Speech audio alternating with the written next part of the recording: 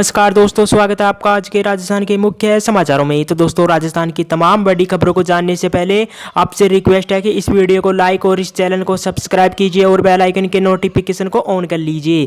तो दोस्तों, सीधे चलते हैं आज की सबसे पहली बड़ी खबर की ओर। देश भर में ड्रोन रेगुलेशन के नियम लागू। अब ड्रोन उड़ाने के लिए लाइसेंस और ट्रेनिंग अनिवार्य है। बिना लाइसेंस ड्रोन उड़ाना होगा अपराध। जी हां दोस्तों, आपको बता दें कि देश भर में अब 250 ग्राम से ज्यादा वजन के ड्रोन उड़ाने के लिए लाइसेंस और ट्रेनिंग अनिवार्य कर दी गई है। बिना ट्रेनिंग और बिना लाइसेंस ड्रोन उड़ाने पर 25,000 रुपए तक के जुर्माने का प्रावधान किया गया है। रिमोट पायलट लाइसेंस के लिए न्यूनतम 18 वर्ष की उम्र और 10वीं तक की पढ़ाई, मेडिकली फिट होने के साथ सरकारी परीक्षा भी पास करनी होगी। वहीं आपको बता दें कि केंद्रीय नागरिक उड्डयन मंत्रालय ने ड्रोन बनाने, बेचने, खरीदने, ऑपरेशन से जुड़े नियमों की अधिसूचना जारी कर दी है। नए नियम 12 मार्च से लागू हो गए हैं। इन नियमों को मानव रहित विमान प्रणाली नियम 2021 नाम दिया है। इन नियमों के तहत अब ड्रोन्स के निर्माण, ऑपरेशन, आयात, निर्यात, ट्रांसफर और कारोबार के लिए सरकार से पहले मंजूरी लेने की अनिवार्यता लागू कर दी गई है। वहीं आपको बता दें कि एयरपोर्ट, सैन्य संस्थानों के निकट और अंतर्राष्ट्रीय सीमाओं के भीतर 25 किलोमीटर तक ड्रोन की उड़ानों को प्रतिबंधित कर दिया गया है। इसके बाद दोस्तों, अगली बड़ी खबर, फोन टैपिंग पर गहलोत सरकार का कबूलनामा। गृह विभाग ने कहा सक्षम स्तर से मंजूरी लेकर फोन टेप किए गए थे।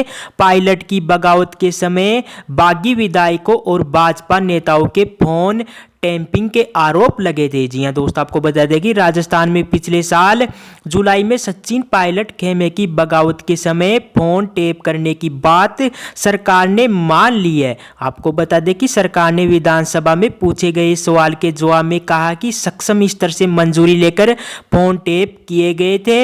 नवंबर 2020 तक फोन टेप के सभी मामलों की मुख्य सचिव स्तर पर समीक्षा भी की जा चुकी है।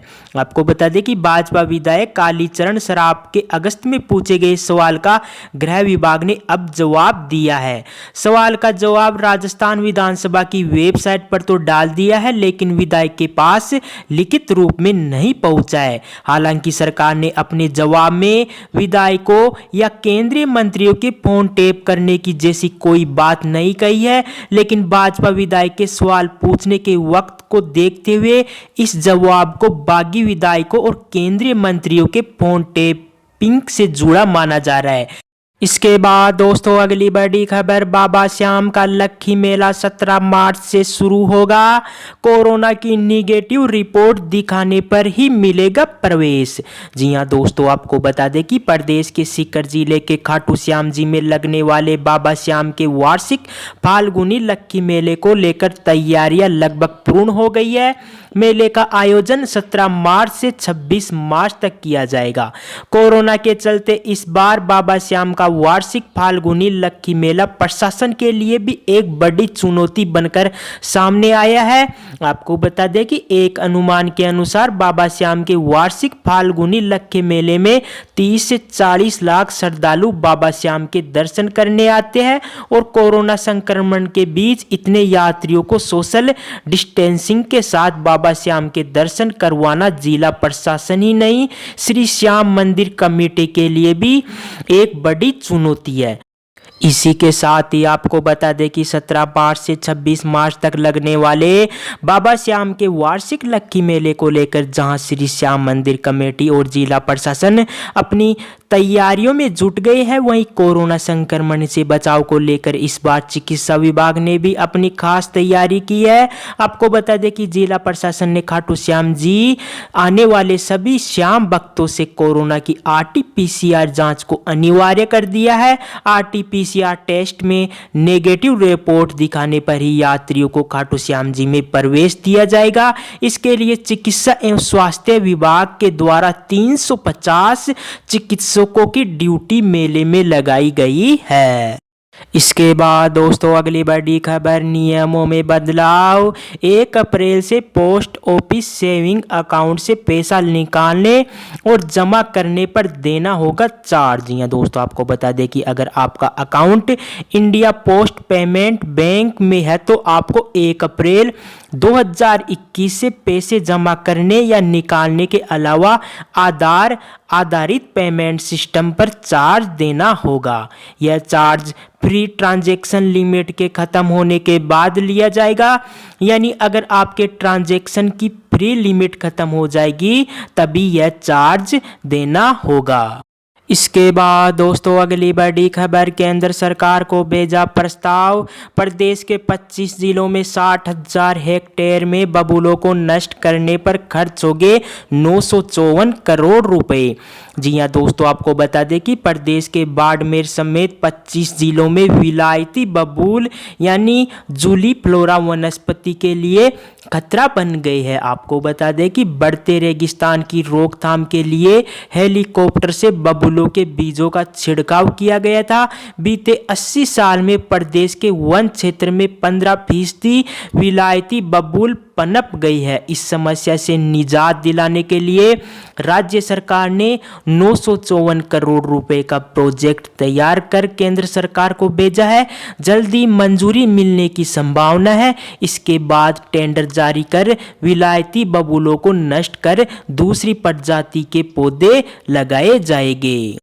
इसी के साथ ही आपको बता दें कि वन विभाग ने बाड़मेर समेत प्रदेश के 25 जिलों का प्लान तैयार किया है। पहले चरण में 60,000 हेक्टेयर वन क्षेत्र से बबूलों को नष्ट किया जाएगा। आपको बता दें कि 80 साल पूर्व अंग्रेजों ने हेलीकॉप्टर से छिड़के थे बीज।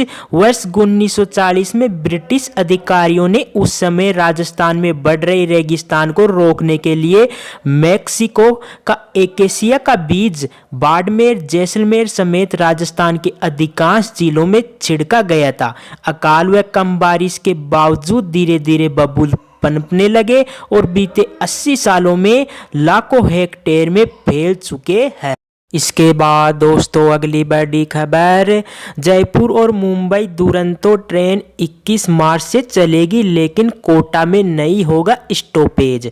जी हां दोस्तों, आपको बता दें कि कोरोना काल में बंद द्विसाप्ताहिक मुंबई जयपुर दुरंतो ट्रेन 21 मार्च से दोबारा शुरू होगी।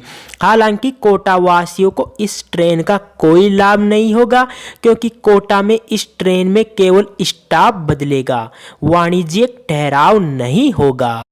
इसके बाद दोस्तों अगली बड़ी खबर, राजस्थान में फिर बरसात की संभावना, सक्रिय हो रहे हैं नए विक्षोभ। जी हां दोस्तों, आपको बता दें कि राजस्थान में बरसात के संकेत फिर मिल रहे हैं। पूरे मार्च महीने में ही पश्चिमी विक्षोभ के सक्रिय रहने के कारण यह संभावनाएं बन रही है। इससे प्रदेश में इस महीने भी तेज गर्मी की मार से राहत रहेगी। आपको बता दें कि स्काईमेट वेदर रिपोर्ट के अनुसार मार्च महीने में उम्मीद से पश्चिमी विक्षोभ सक्रिय हो रहे हैं। लगातार आने वाले प्रभावी पश्चिमी विक्षोभों के कारण हिमालयी राज्यों में व्यापक मात्रा में गरज के साथ बारिश और बर्फबारी देखने को मिल रही है, जिसका असर पंजाब, हरियाणा, दिल्ली, पश्चिमी और मध्य उत्तर प्रदेश, उत्तरी मध्य प्रदेश और उत्तरी पूर्वी राजस्थान में देखा जा रहा है। रिपोर्ट के अनुसार पश्चिमी विक्षोभों का असर आगे भी जारी रहेगा, जिससे बरसात का असर आगे भी जारी रहेगा, जिससे राजस्थान के मौसम में भी ठंडक बनी रहेगी। वहीं आपको बता दें कि पश्चिमी विक्षोभ के असर से राजस्थान सहित उत्तर पश्चिमी भारत के मैदानी राज्यों में भी 17 से 18 मार्च के बीच कुछ स्थानों पर बारिश होने या गरज के साथ बौछारें गिरने की संभावना है। मध्य भारत में 18 से 22 मार्च के बीच बारिश हो सकती है। इसके बाद दोस्तों अगली बड़ी खबर, 4 विधानसभा सीटों पर होने हैं उपचुनाव। उपचुनाव की घोषणा इसी हफ्ते में। जिताऊ चेहरों की तलाश में जुट गई है बीजेपी और कांग्रेस। जी हां दोस्तों, आपको बता दें कि राजस्थान सहित अन्य राज्यों में विधानसभा उपचुनाव की घोषणा इसी हफ्ते होगी। आपको बता दें कि पश्चिमी बंगाल सहित 5 राज्यों में होने वाले विधानसभा चुनाव के चौथे से 8वें चरण के बीच राजस्थान सहित अन्य राज्यों में उपचुनाव का कार्यक्रम बनाया जा रहा है ताकि 2 मई को एक साथ परिणाम जारी हो सके।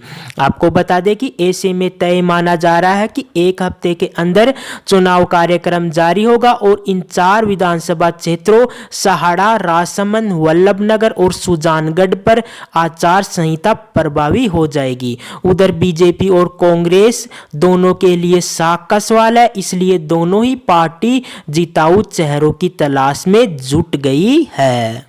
इसके बाद दोस्तों अगली बड़ी खबर, 1 अप्रैल से इनकम टैक्स से जुड़े 5 नियमों में होगा बदलाव। इसका असर आपकी जेब पर भी होगा। जी हां दोस्तों, आपको बता दें कि 1 अप्रैल से इनकम टैक्स से जुड़े कई नियम बदल जाएंगे।